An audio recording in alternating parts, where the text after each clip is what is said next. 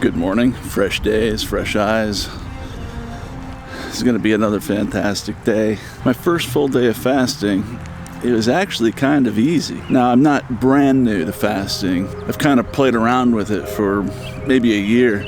And in that year, I got pretty used to being able to skip breakfast. I did the 16-8 sort of intermittent fasting, but I wasn't adherent to it. Yesterday, I did my first full day fast because I'm doing the intermittent fasting where I'm doing eat a day, skip a day.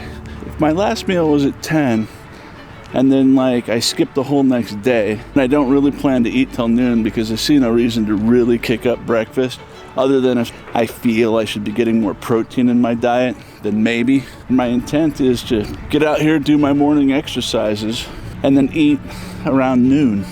So that'll be like a 36-hour fast.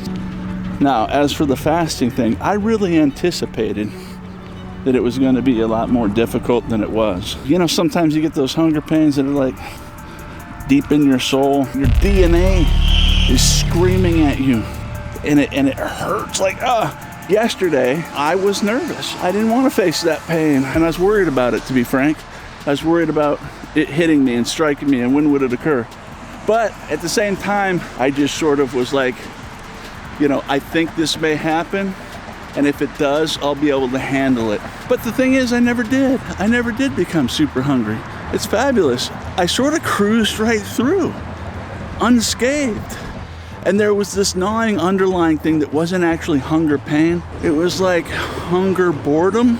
There is one thing I do. I do hot water. I get creative with all my spices, with cardamom and ginger, anise, nutmeg, just a whole bunch of them. And then I add them in various quantities to my hot water. There's 8 different spices that I can get creative and utilize. So I did get to have water with spice, and I knew to make sure that I was having plenty of water.